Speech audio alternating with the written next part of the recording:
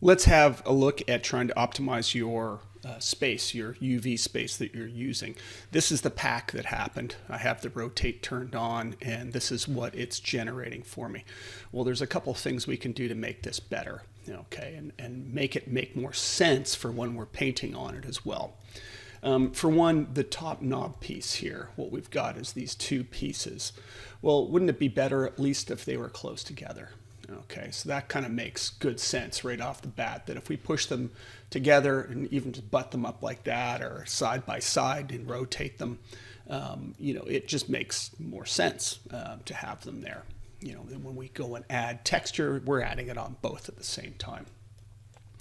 And then what we can do is we can look at optimizing some of this space and making it fit together better. But first, actually, let's take a look at this.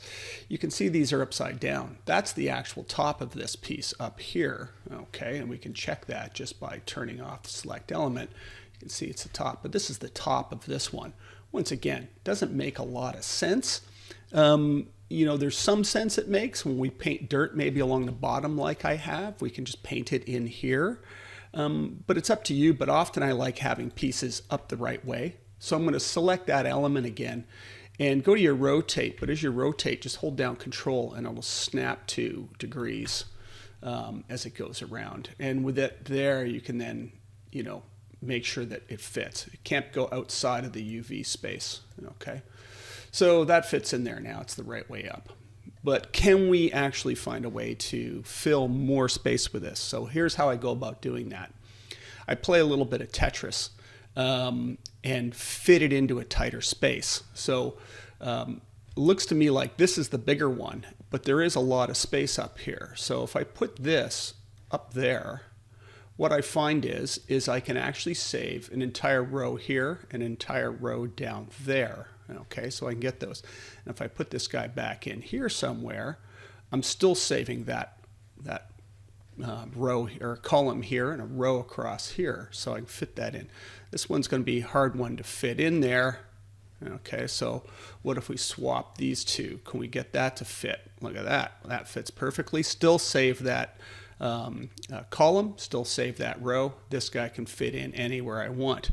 So now I've kind of saved this here. So what you do is you select everything and again with the freeform on, but hold down Control. If you don't, you'll be doing this. So what I'm going to do is I'm going to hold down Control and I'm just going to scale it out until we get to the outer edges with any one of the given pieces.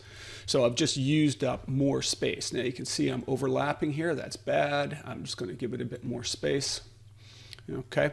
And when I did the pack, by the way, I left the padding, I put the padding to 0, 1, and 1. It just happened to go to that. And it'll leave more space when you hit the pack. So this is now using more UV space, okay,